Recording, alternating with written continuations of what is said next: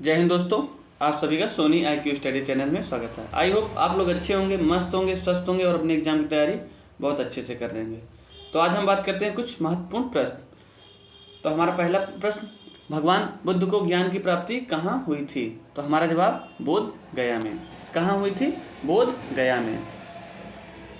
आर्य समाज की स्थापना किसने किया था? तो हमारा जवाब स्वामी दयानंद ने। स्वामी दयानंद ने आर्य समाज की स्थापना की थी। पंजाबी भाषा की लिपि कौन सी है? तो हमारा जवाब गुरुमुखी। पंजाबी भाषा की लिपि गुरुमुखी है।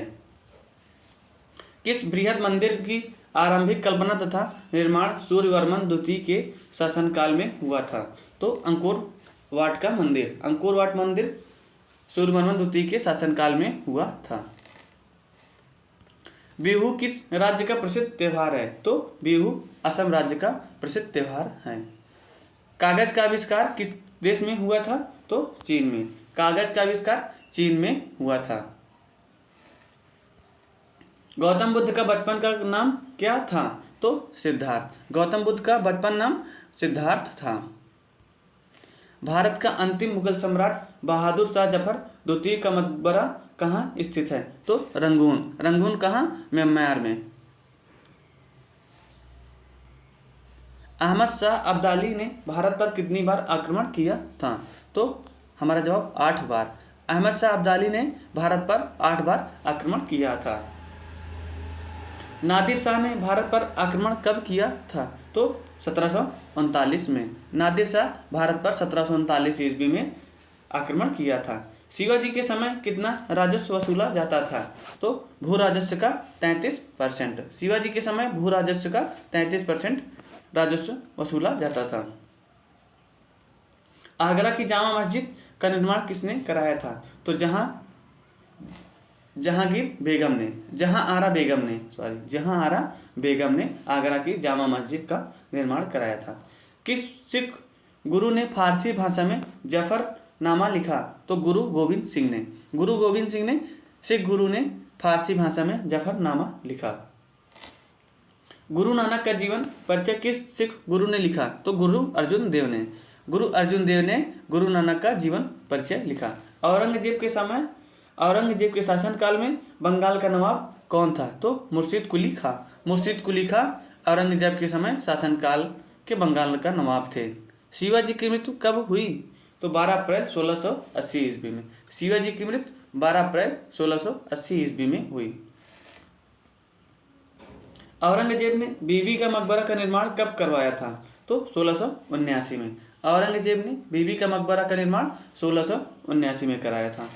सामूगढ़ का युद्ध कब हुआ? तो 1658 में। सामूगढ़ का युद्ध 1658 ईस्वी में हुआ। हैदर अली मैसूर के शासक कब बना था? तो 1761 में। हैदर अली मैसूर के शासक 1761 में बना था। नादिर शाह कहाँ का शासक था? तो ईरान का। नादिर शाह ईरान का शासक था।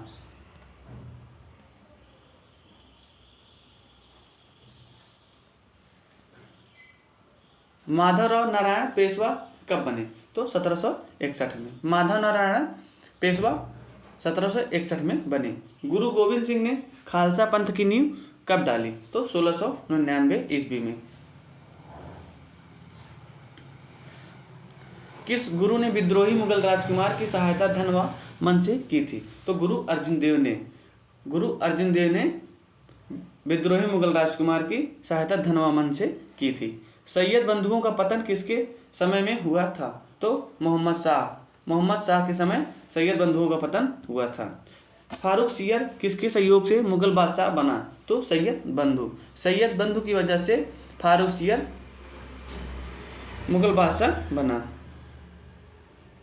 भारत पर आक्रमण करने वाले किस ईरानी शासक को ईरान का नेपोलियन कहा जाता है? तो नादिर शाह को ईरान का नेपोलियन कहा जाता है। किस राज्य के शासक नवाब वजीर कहलाते हैं? तो अवध के शासक नवाब वजीर कहलाते हैं। आदि ग्रंथ का समायोजन किसने किया था? तो गुरु अर्जुन देव ने आदि ग्रंथ का समायोजन किया था। मोती मुख्य रूप से किस पदार्थ का बना होता है? तो कैल्शियम कार्बोनेट। मोती कैल्शियम कार्बोनेट से बना होता है। मानव शरीर में सबसे अधिक मात्रा में पाया जाने वाला तत्व कौन सा है? तो ऑक्सीजन। मानव शरीर में सबसे अधिक पाया जाने वाला मात्रा ऑक्सीजन है। किस प्रकार के ऊतक शरीर के सुरक्षा कवच का कार्य करते हैं? तो एपिथीलियम ऊतक। एपिथीलियम ऊतक शरीर सुरक्षा कवच का कार्य करते हैं। किस वैज्ञानिक ने सर्वप्रथम बर्फ के 2 टुकड़ों को आपस में घिसकर पिघला दिया?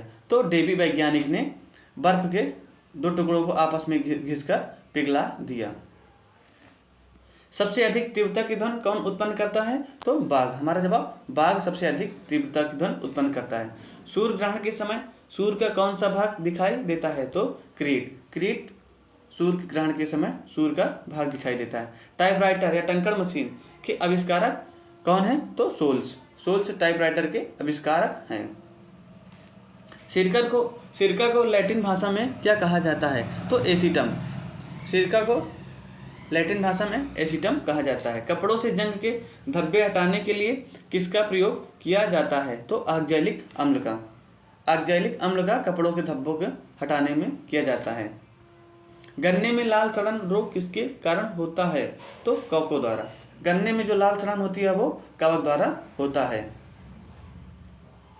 आम का वैज्ञानिक नाम या वनस्पतिक नाम Mangifera indica. Mangifera indica.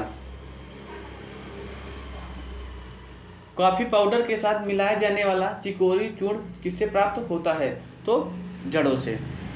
Chicory चूर्ण जड़ों से प्राप्त होता है। सूर्योदय का देश किसे कहा जाता है? तो जापान को। सूर्योदय का देश जापान को कहा जाता है। बांग्लादेश की राजधानी है? तो हमारा जवाब ढाका। बांग्लादेश की राजधानी ढाका। रिक्शा सबसे पहले किस देश में चली थी? तो जापान में। रिक्शा सबसे पहले जापान में चली थी। वानखेड़े स्टेडियम कहाँ स्थित है? तो मुंबई में। मुंबई में वानखेड़े स्टेडियम स्थित है। कर्नाटक रत्न किसे कहा जाता है? तो मैसूर को। मैसूर को कर्नाटक का रत्न कहा जाता है। वह कौन सा प्रथम सुल्तान था जिसने एकता के बदले सिपाहियों को वेतन देना प्रारंभ किया? तो अलाउद्दीन खिलजी। अलाउद्दीन खिलजी सिपाहियों को वेतन के बदले एकता देता था। अलाउद्दीन खिलजी एकता के बदले सिपाहियों को वेतन देना प्रारंभ किया। जैन धर्म तथा बौद्ध धर्म दोनों ही किसमें विश्वास करते हैं? तो कर्म तथा पुनर्जन्म के सिद्धांत में। जैन धर्म तथा बौद्ध धर्म दोनों कर्म तथा पुनर्जन्म के सिद्धांत में विश्वास करते हैं। छत्रपति शिवाजी का राज्याभिषेक वाला पंडित गंगा भट्ट कहाँ का निवासी था? तो बनारस का।